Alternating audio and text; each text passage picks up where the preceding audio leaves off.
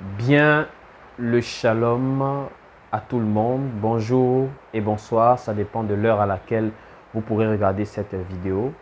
Je suis très heureux de pouvoir vous retrouver ici sur YouTube, sur notre chaîne YouTube Willy Bendon, pour pouvoir vous présenter en fait ce nouveau programme d'enseignement que nous voulons lancer ici.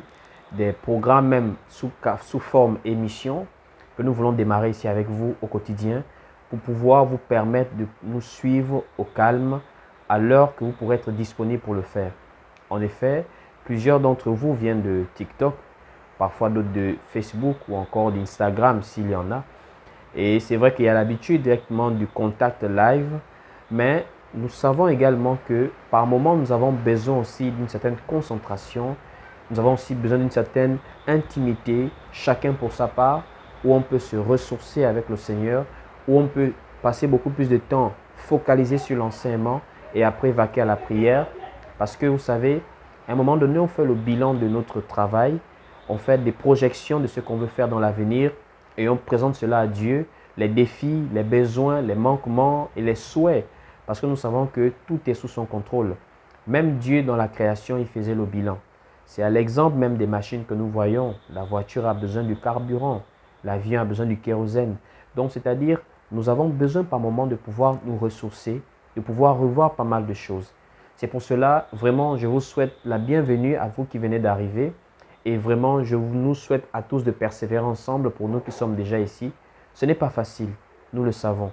Déjà de votre côté, de pouvoir vous accrocher à la foi dans le Seigneur Jésus-Christ en ce temps de la fin où véritablement la saine doctrine n'est plus aimée par beaucoup de personnes. Mais vous devez également comprendre que pour nous également, ce n'est pas facile de travailler parce que déjà, prêcher la saine doctrine, plusieurs personnes ne vont plus l'accepter. Et nous avons également plusieurs défis par rapport à la modernité. Vous savez, le monde dans lequel nous sommes est un monde matériel où la majorité des choses que nous faisons nécessitent un certain moyen. Voici pourquoi nous n'avons pas une subvention particulière. Nous fonctionnons ici par la grâce de Dieu au moyen de la libéralité de plusieurs d'entre vous qui nous soutenez régulièrement. C'est pour cela, au vu de ce programme que nous voulons lancer, nous avons véritablement besoin qu'ensemble, nous puissions tous faire des efforts pour pouvoir impulser cette initiative. Vous savez, dans le livre de Actes, chapitre 2, au verset 42, on nous montre l'importance de l'enseignement. Pourquoi? Parce qu'il est écrit, ils, le peuple, les disciples à Jérusalem, ils au pluriel, persévéraient dans l'enseignement des apôtres, la communion fraternelle, la fraction du pain et les prières. Donc, avant les prières, avant la fraction du pain, avant la communion fraternelle, il y a l'enseignement. C'est-à-dire, l'enseignement est la base même sur laquelle s'assoit un disciple pour pouvoir persévérer dans la foi. Voici pourquoi nous sommes là pour pouvoir aider plusieurs d'entre vous au quotidien à vivre cet évangile basé sur la saine doctrine. Comme vous le savez, en ce temps de la fin, les prophéties du Seigneur s'accomplissent. Et il y a beaucoup de doctrines de démons, des doctrines des enseignements pernicieux, qui semblent être des bons enseignements, mais qui, lorsqu'on passe au miroir de la parole, il y a beaucoup de levain à l'intérieur.